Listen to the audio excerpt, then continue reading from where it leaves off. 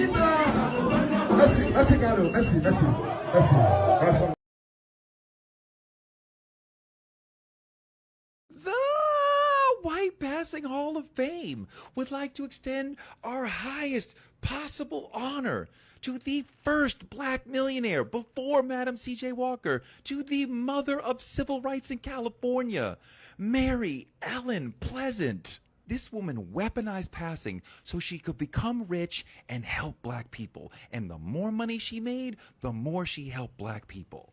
She should be taught in every black history book, and I don't know why she's not more famous. At her height, she was one of the richest people in California. Not one of the richest black people, one of the richest people. Mary Ellen was born into slavery around 1814. By the 1840s, she's living in Boston with her first husband, and they're working together on the Underground Railroad. In Wikipedia, it says, he was abusive to her, and then after 4 years of marriage, he suddenly died. Did she unalive him? Maybe. She walked away with a sizable estate and moved to San Francisco during the gold rush with about $15,000, which is worth about $500,000 today. She passed as white and worked as a cook and a maid, but she didn't do it for the money. She had money. She did it so she could overhear white men, and then she invested in the things that they were talking about. She opened laundries, brothels, a money lending business, restaurants, a dairy farm. She was a co-founder of the Bank of California. At that point in history, neither a black person nor a woman was able to function financially like that, so she had a white banker who masked her financial activities. But even after she became wealthy, she continued working as a cook and a maid, and the white people thought she was just nothing, but the black people around knew she was black because she was helping all of them. If you were a fugitive slave in California, you might be living in her house, or you might be getting money from her to get on your feet or to start a business. If you needed money, she was there for you. She would ensure that your daily needs were met until you were on your feet. She was a one-woman social agency. They say she was great at managing how she appeared to people, so sometimes she was non-threatening, mammy pleasant. Meanwhile, behind the scenes, she had tremendous financial and political power. She was critical to the campaign to end slavery in California. She called herself a capitalist, and by 1875, she had amassed a fortune of $30 million. Not $30 million today, $30 million then, which is about $800 million today. As I said, she was one of the richest people in California, and all her wealth was about helping black people. She helped finance John Brown's raid on Harper's Ferry. She paid for desegregation lawsuits in California. She housed fugitive slaves, even though it put her at risk. After the Civil War, she began to identify as a woman of color and stopped doing the maid stuff and focused more on civil rights. When she was black, she was thrown off of a public train and brought lawsuits to end desegregation on trains in San Francisco. She established black schools, she fought against slavery. While most of her story is inspiring, the end gets a bit tragic. Her white banker friend dies in 1892, and his family comes back and accuses her of fraud and manipulation. They take her to court, and in court, she loses all her money. She died in 1904 with no money. But the San Francisco mansion she once owned is now a small memorial park, and her gravestone in Napa bears the inscription that she wanted. She was a friend of John Brown. This woman is a critical figure in black business history, in Western abolitionist history, and in white passing. And that's why Mary Ellen Pleasant is in the White Passing Hall of Fame.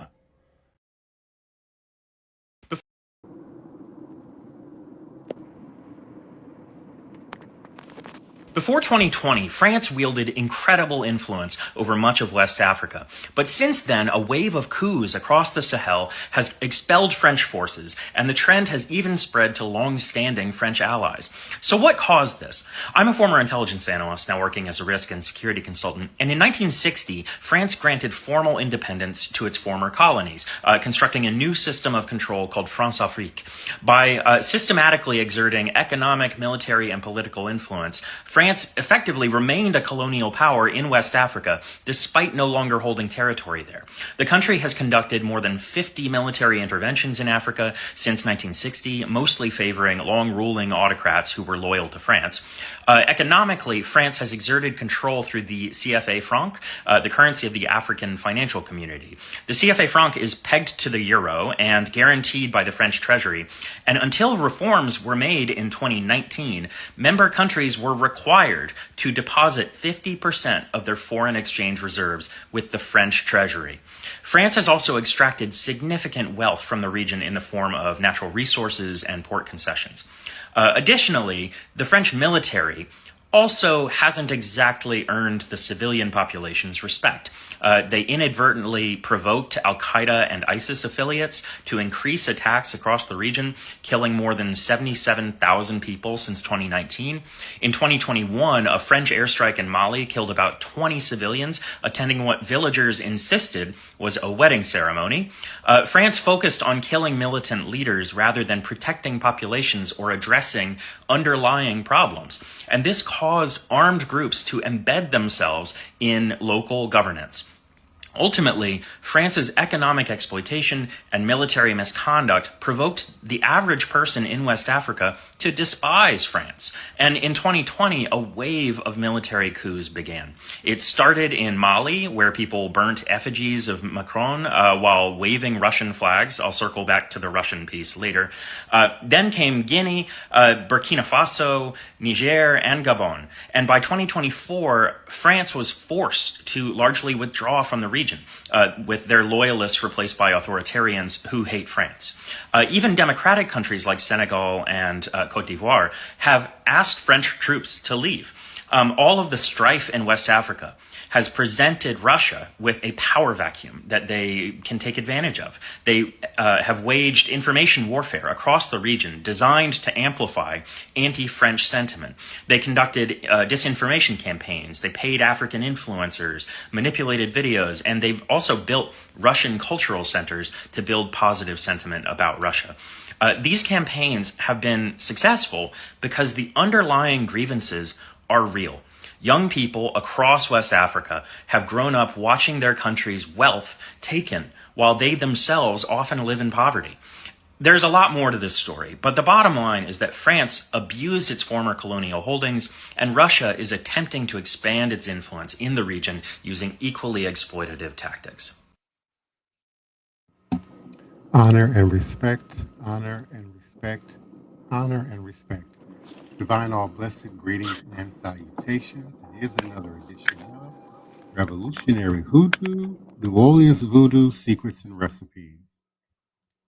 Brought to you by NOIVD, New Orleans International Voodoo Day. New Orleans International Voodoo Day is dedicated to honoring the rich cultural heritage and spiritual traditions of Vodou, a vibrant and ancient African diasporic practice. Our goals include to educate and raise awareness about the history, principles, and practices of Vodou, provide a platform for Vodou practitioners, artists, and community members to share their knowledge, skills, and experiences, to foster greater understanding, respect, and inclusivity among diverse spiritual traditions and communities, to celebrate the contributions and resilience of African diasporic cultures in New Orleans and beyond, to promote cultural exchange, collaboration, and social justice through Vodou-centered programming and initiatives. By embracing the spirits, traditions, and community of Vodou, we aim to create a more just, equitable, and enchanting world. And we continue to invite your participation, support, volunteership, donations, and certainly your continued support and participation of this Monday through Friday, 9 p.m. Central Standard Time, weeknight podcast. Please do continue to visit us for coming updates and information about our third annual New Orleans International Voodoo Day, as well as how you may join, support, participate. We certainly do continue to appreciate your support and participation. And again, we're very grateful for those who continue to show up and support us Monday through Friday, 9 p.m. Central Standard Time in the live chat, as well as to listen by way of the various social media outlets where we can be listened and viewed. Thank you to the various Facebook pages and groups where we can be accessed, certainly to LinkedIn, YouTube, our Twitter X audience, and certainly to our Instagram audience. We're certainly thankful for your participation. And I will be unmuting my first priest, my armor bearer and wild man for Black Hawk Voodoo, Joshua Nylan Tanner, momentarily, the Queen Mother, Sister Toni Martinez, community activist, and our beloved Elder Reggie, the leader and founder of Shrine of the White Cloth. On this platform, we identify as Green Soap. All are committed members of the NOIVD administrative team, and we are certainly thankful for their continued support of this platform. We want to talk about tonight, in the spirit of the day and all that's going on, from the White House to wars and rumors of wars, the power and the ability of retributive magic. From the motherland, we begin. In the ancient lands of Africa, beneath the gaze of Orisha and the Voodoo, retributive magic was born. It was not cruelty nor malice, but justice made manifest. When balance was broken, when betrayal struck, when power was abused, the spirits were called, the ancestors invoked to return harm to the source, to return harmony to the living and the dead. So across the waters we journey, through the chains of the transatlantic slave trade, this sacred knowledge was carried, hidden in memory, whispered in prayer, woven into song. And on the ships of sorrow, retributive magic became resistance.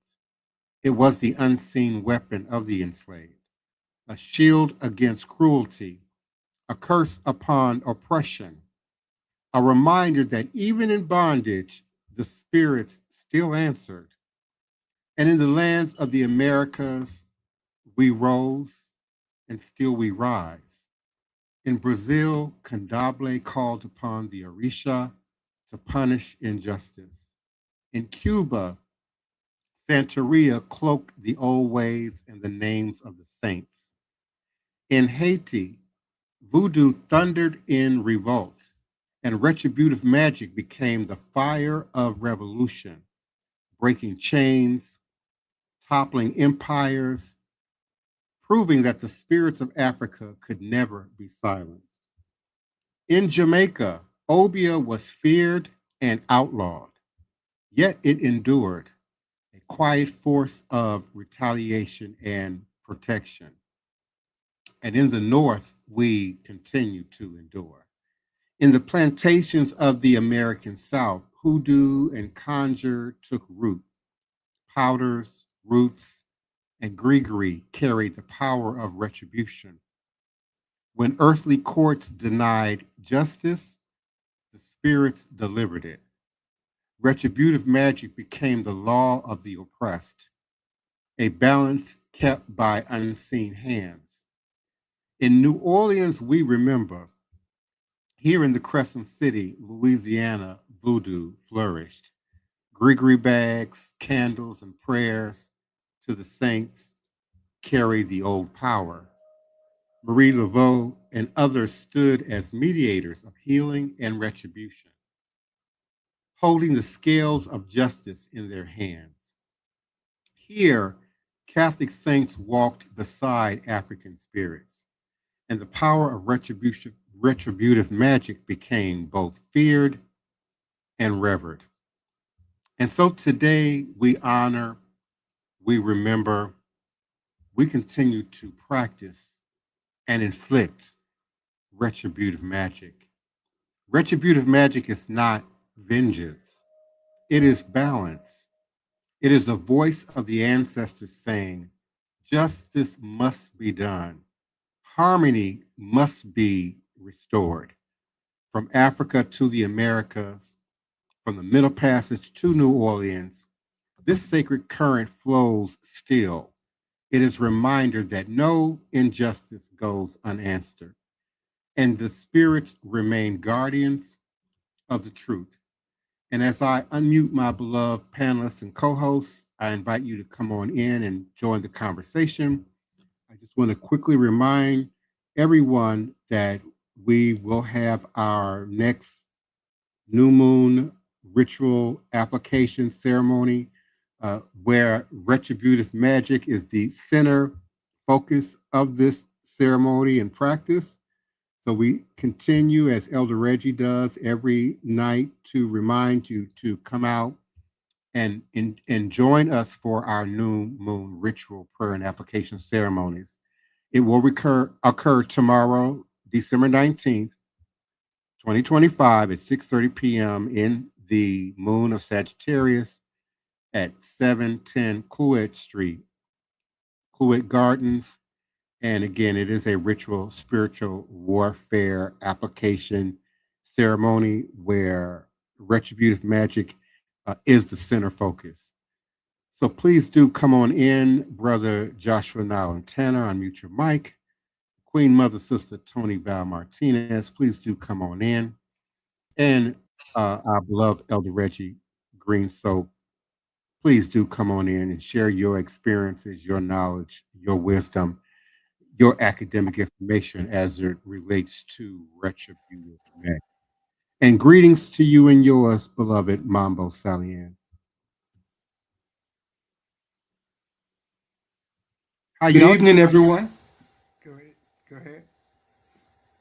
Blessings, everyone. On the panel, can I be heard? Yes, I hear you. Okay. Thank you. Divine Prince, a great topic tonight. Blessed Sister Toni, Brother Joshua, and the collective audience. As Divine Prince was reading on retribution magic, and he opened up with an excellent point. Mary Pleasant, who we all know born as a slave, wound up being a millionaire, but she was practicing it just to me the same way Mary Pleasant was practicing by doing good, helping the slaves, helping the downtrodden, the universe, the land. Everything was in alignment to help her, help the slaves, which I believe was retribution from the spirit world. And that is why we honor the land, the water, the air, and the fires. Because when you do that, the forces within these elements see what's going on, and they make a way to bring forth magic, to bring forth blessings. I wanted to open up with that because she was an excellent example of it. And I believe you were trying to invoke Marie Laveau. She operated in the spirit of Marie Laveau. Yes, she did. But I had to catch up on her because I knew of her, but when you brought her back up, I was reading a little bit on her. But I realized she didn't have ties to New Orleans. But even though she was a free woman of color, she still operated from a benevolent perspective, which triggered the elements of magic on the positive side. Yes. Mm-hmm. Hello, everyone. Good evening, listening audience and panel members. How's everybody doing? In the past, I never had to do retributive magic, but a couple of times. And that was on the basis of someone, saying that they were hexed, hoodoo, or whatever. And to send it back to whomever done it to them. My basic experience is in the protection of myself and my family. So I'm not too keen on that. I understand what it is. I know what it is.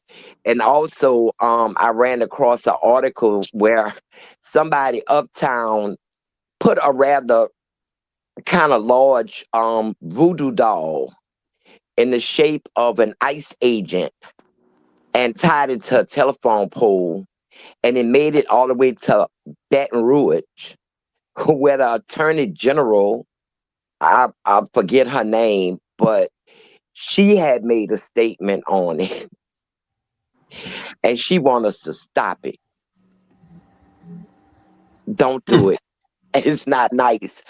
And my reply to that was that we need 100 more all around the city, and whoever put them up to make sure they film it and put it on every social media platform they can so they can find out and know. But I And thought the appropriate veves driven on sidewalks and streets and intersections across the city. Yes. And once again, I'm constantly looking for ICE activity within the city, and it is very low considering what is going on in the rest of Louisiana, the surrounding areas, Skinner, Slidell, Harahan, those type places. which is the activity is very high. We went to Wines Flying Burritos. We thought it might be closed due to the circumstances. It was flourishing. Business was well. Nobody was paying attention. They had this stuff in the window saying no ICE agents allowed. They had their door locked and you had to knock on the door and everything to go in. But after we got in, they even stopped doing that because we went in large. A lot of us went in. Like 25 of us at one time went in that little bit of space. But I just thought it was very interesting that that picture got the notice of the Attorney General of the state of Louisiana. That they know that that New Orleans means business. So, Yes, indeed.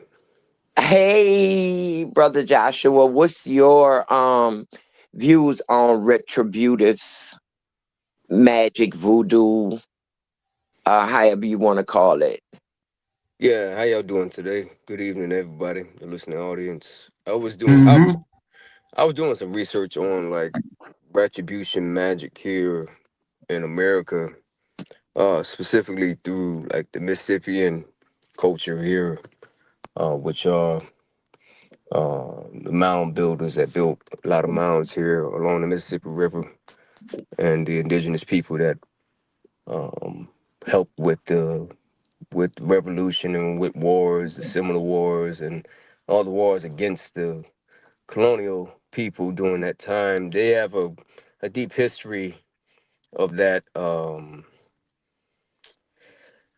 Based on that, I mean, based on what I was able to uncover, they say it's deeply tied to southeastern ceremonial, the southeastern ceremonial complex, often historically referred to as a southern cult.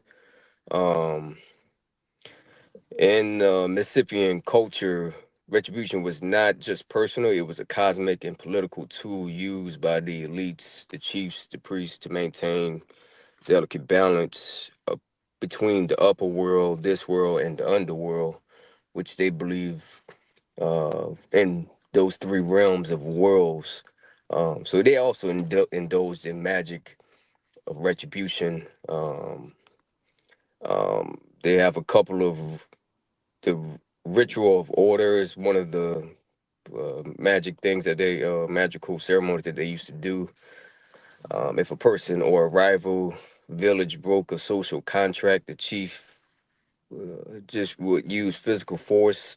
They wouldn't just use physical force, they would use ritual objects like copper plates and engraved shells to harness power of the upper world, to punish the chaotic elements of the underworld. They also have a ceremony as the Falcon or the Birdman. High ranking elites often dressed as the Birdman or Falcon. In Mississippian art, this figure is frequently shown holding a decapitated head and a ceremonial mace.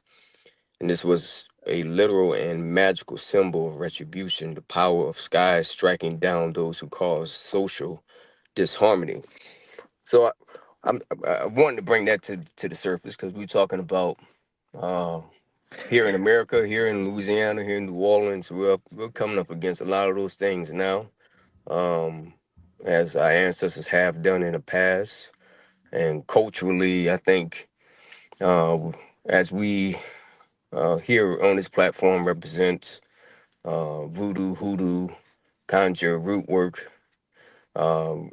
We're pulling from multiple. We're pulling from the African and West African traditions, and we're pulling from traditions of all the people that came through this passage and helped with the retribution and helped contribute to that fight. And I wanted to add those things into that, and they have a lot of other different types of magic too, spirit shooting, Right. blood revenge, all types of other rituals that they Mississippian cultures usually utilize to help battle there. And even before they went into war, they used to drink this thing called the black drink, that they utilize to pure themselves and cure themselves. And they would throw up, they would vomit this mixture of drink, and it would help prepare them for war and be able to take on what they had to take on in battle. So If I When I can, first, I was just going to add, in terms of spiritual manifestation, spiritual experiences, both those that we sort of invite or invoke or experience, along our journey. My first real proof, evidence, contact with the spirit realm was retributive magic. And retributive magic is not always what we conjure or invoke or ask for. You can just be a righteous person, minding your business, and someone can cause harm, come against you, and the spirits will activate, the ancestors will activate, certainly the creators will activate. Even in the magical book, it says it's better that a millstone be tied around your neck than to offend, or cost, one of my people, one of my chosen. Many of you know my story, or at least some degree. I grew up in a really abusive, violent household, and we had spent a day in our church community, 2 states away from where we lived. And we got back, it was really late at night. I want to say between 9 and 10 o'clock at night. And the dog, who was always my father's, uh, dog, but my responsibility, had gone all day without eating. And so now I have to be the one to walk a mile and a half in a rainstorm to go and get, I believe at that time, a 20-pound bag of dog food, and bring it back to the house. And of course, I was angry, I was disgusted, I was upset, and I had gotten maybe 3 or 4 blocks from my house, and there was a foreign car dealership there at the time, right there on Marlboro Pike in the DMV area. And just as I got in front of this building, the entire building exploded. It exploded, oh, it went up in flames. I later found out after the fact that my father had actually been parked on the side of the road watching me carry this bag of dog food in this thunderstorm at the time when this building blew up.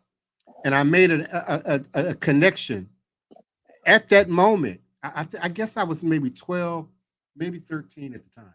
But I made a connection then, in terms of retributive magic, the power of our thoughts, our energy, and certainly the ability of the spirit realm, whether it's God, whether it's your Metet or your guardian spirits, or your ancestors, to take retributive measures, even when you don't ask for it, even when you don't invoke that. So I just wanted to add that to the story, Sister Toni. isn't that kind of what we call, average people call, karma? yeah, Perhaps, but karma is a far eastern notion with a much more complex dynamic to it. Elder Reggie might have a different take on it. Yes, yes, please, I'll come in. But right quick, just to set a little parameter. It says, but retribution is not always so personal. yeah, God takes divine retribution on humans several times in the Old Testament, especially in the Great Flood that wipes out almost the entire human race, and retribution for criminal acts, usually in the form of prison sentence, is taken by the state, not the victim. And back to when I opened up, let's say with Mary Pleasant, because slavery was the major ilk at that time, and her fighting against it in her own way, helping in people who was downtrodden, giving them the spirits, the divine law, all lined up with her in the form of retribution magic until she became a multi-millionaire. I would say the same thing with Harriet Tubman. As she was moving, help slaves move at night through the Underground Railroad to freedom, she never lost not one, because the spirit forces in the spirit world, through retribution magic, allowed her to have such a great victory in that. And I believe retribution magic sometimes is happening to us on the daily without some things that we are doing. I think the divine laws, the divine spirits that watch over us intervene a lot of times in our favor, and it comes out as magic. Mm-hmm.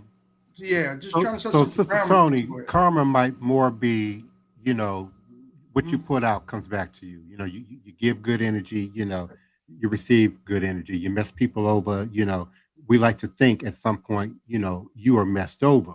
But retributive magic tends to attack and go after specific people, places, things, systems, institutions. And it thrives on and utilizes that negative energy that is first thrown at us in order to facilitate that retributive magic. Mm-hmm. When I first learned of Black Hawk, Mm-hmm. I learned that he was used to get justice and retributive. They called on Black Hawk to do Excellent point, that. Sister Toni. Yeah, Yes. yeah, and even the Hey. Algonquin culture, they Yes. would just decree the Wampanoag, which is a lot of the American Indians up north in Canada. They use their retribution magic in those societies was rarely about spells or Western magic. Rather, it was about the misuse of medicine to seek revenge and to restore balance and to punish those who had broken like social barriers and spiritual taboos. So like Divine Prince and Elder Reggie Mm-hmm. was saying, like a lot of times the retribution comes without from the spirit realm to balance things out and to keep order and to keep things as it should be. And we are the bearers. I mean, those who practice the medicine sometimes are given those gifts to be able to step in and intervene, to be able to alter those things and balance things out. Yep. They recently, as a couple of days, arrested 4 individuals that they said 3 of them had planned negative event in California on New Year's, and one, I believe, was headed to New Orleans. Ooh. And they were associated with what has been deemed long time ago the Turtle Island, which is associated with indigenous Native American groups here when Yeah. they took over Alcatraz. Mm. So these people were associated with this group of people. They found a lot of explosive devices and stuff. And some of the pictures that they put up of the 3 from California showed them with the red war paint on their face. Yes, and the one that was coming here, which was, he appeared to me to be a Caucasian guy, but he was in our military, in the United States military. Mm. And he was Yes. headed here. And if you can remember, our terrorist attack will be coming up on, what, a year? Yeah. Mhm. At New Year's, and they was planning Mhm. something again, according to the news, according to the FBI, which, sometimes I have to take what they say with a grain of salt. But they've been The blasting this all over the news about these 4 individuals. the Turtle This. Island Liberation Front is said to be a far left, pro-Palestinian, anti-government, anti-capitalist group. Yeah, but the original Turtle Island group was the ones who took over the Alcatraz. That But was in the this group 70s. describes itself as seeking liberation from occupied Turtle Island and advocates for decolonization and tribal sovereignty. And of course, according to the news, they've expressed pro-Palestinian sentiments and urged followers to utilize and carry Palestinian flags to protest. See, that's why I say you have to take a grain of salt with the FBI, because I don't see the connection to the two if they're going to be historical about it. What's the connection? Right. What's the connection? And when I first heard, Turtle Island Liberation Front, I immediately started thinking of, this new group of people that are seeking to delineate from Black Americans, Afro Americans, and we're beginning to identify as somehow indigenous. And that's kind of what motivated me to do more research about who this supposed Turtle Island Liberation Front group was. And that's how I found that other added information. Well, yeah, but I don't even see how they even remotely connected to what the original Turtle Island was about, which kind of stemmed from the second Wounded Knee incident they had. Those indigenous people were the group that took over Alcatraz, and they had a right to, according to the treaties, any government installation, fort, or whatever that was abandoned by the United States, they could have it. So they used that, and as usual, who spoke with a forked tongue? Yeah.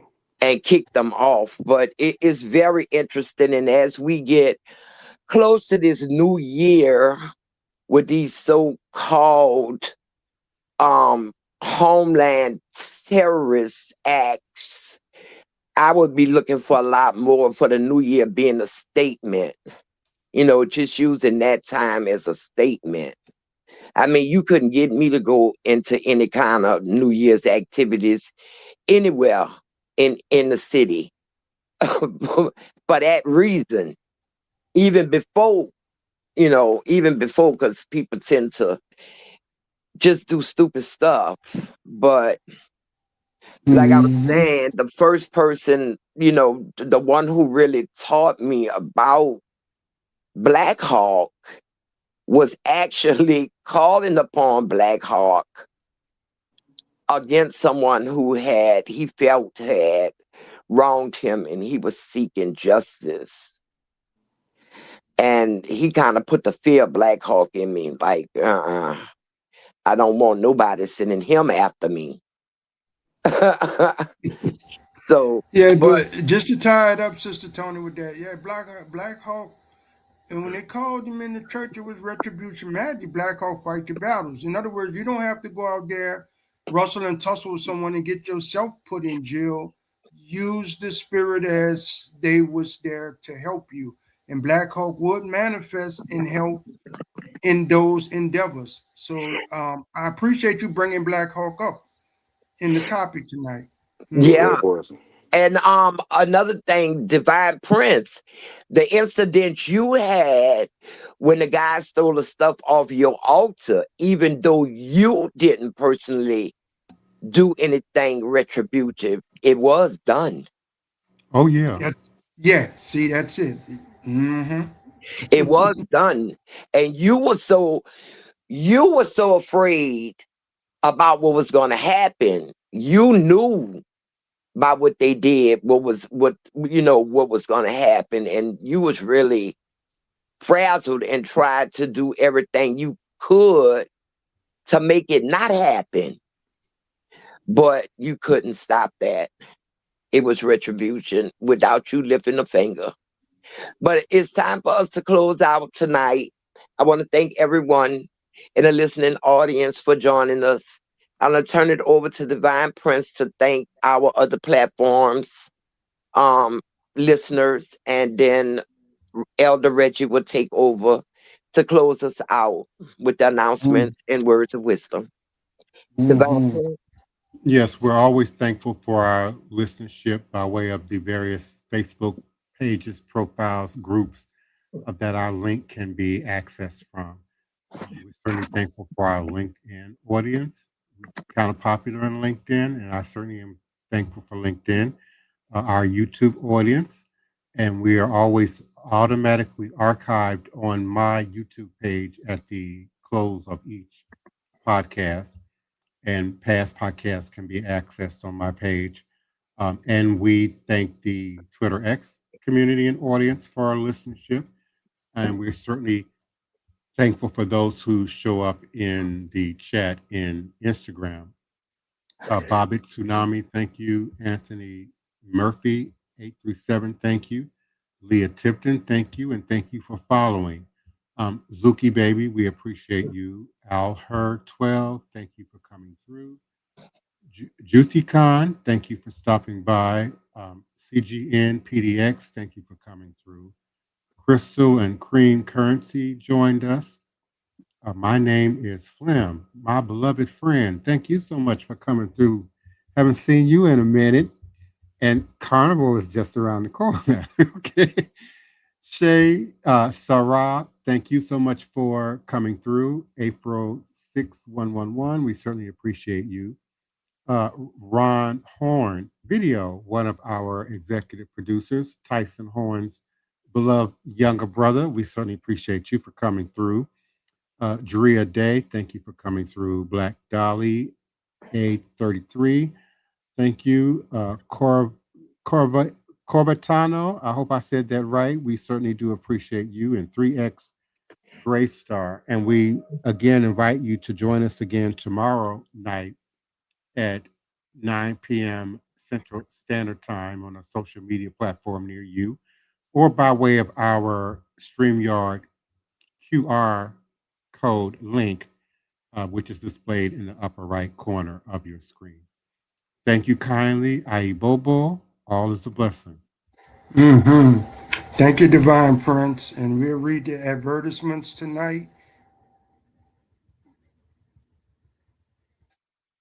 Before the advertisements come up, I'd like to say to the collective audience, this was a very, very powerful topic tonight on retribution magic.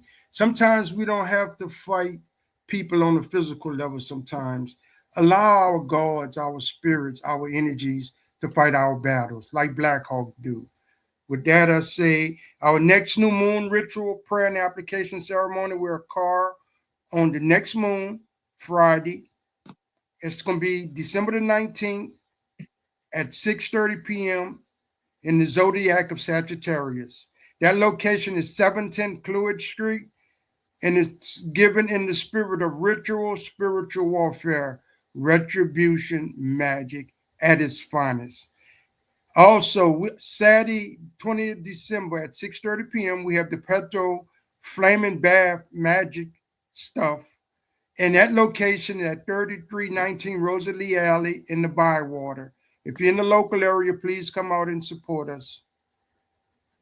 And then the last ritual for the year is Wednesday, December the 24th. It's the bonfire on the levee in Lutcher, Louisiana. That is known as the River Parishes. Thank you. Lest we forget, the spiritual medicine of voodoo brings healing and relief from the shackles of slavery that binds the master and the slave to the same chain of social division. We always and will continue to do the work. With that, I say Ashe, Ashe, Ashe. Good night, everyone. We'll see you tomorrow, and we love you all. Good night, everyone. Look. Good night, Odabo.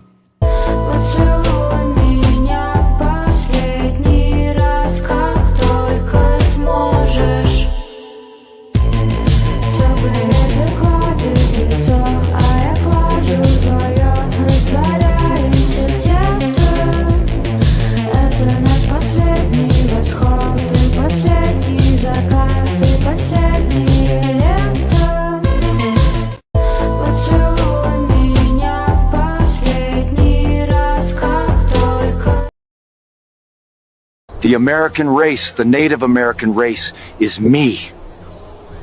Not you. Me. Hey, Americans. This is how a real American looks like. You call yourself patriot, but the soil beneath your feet still whispers our names.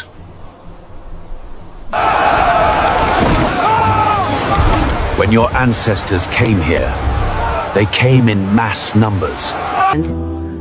If you really care about saving a European country, then go back to Europe. I am an American Indian. I was here before you, and I'll be here long after. This is the face of America, the one your textbooks erased. Before the borders, before the flags, before the English tongue. And this is what a real American looks like.